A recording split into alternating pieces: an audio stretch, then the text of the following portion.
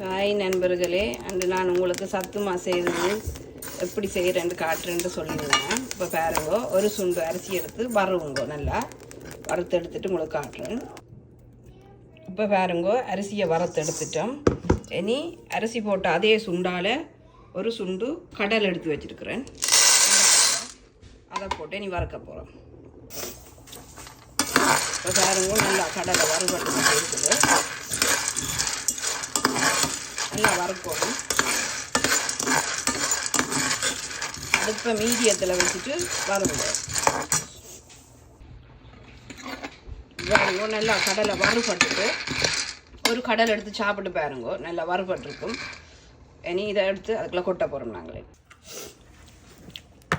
பாருங்க, இப்போ கடலை எடுத்து வறுபட்டுட்டு எடுத்துட்டோம். இனி அதே இது கப்பால் இந்த கடலை எடுத்து வறுக்க போகிறோம்.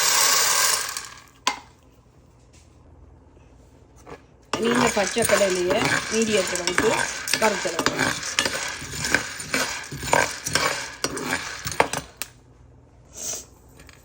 பாருங்க, இப்போ பச்சை கடலை வறுபட்டு கொடுக்குது. பாருங்க, பச்சை கடலை கலர் மாறுது, வறுபடை லைட் எல்லோ கலரில் வந்துருக்குது.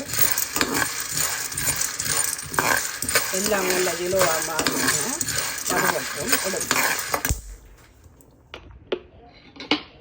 இப்போ பாருங்க, எல்லாம் வறுபட்டு வந்துட்டு இனி இதையும் எடுப்போம். அந்த பச்சை கடலை வறுத்து எடுத்துட்டு இனி அதே சுண்டால் ஒரு சுண்டு பயரை நாங்கள் கொட்டி இப்போ வறுக்க போகிறோம். இப்போ அடுப்பை மீடியத்தில் வச்சுட்டு இந்த பயரை இனி வறுத்தெடுக்க போகிறோம்.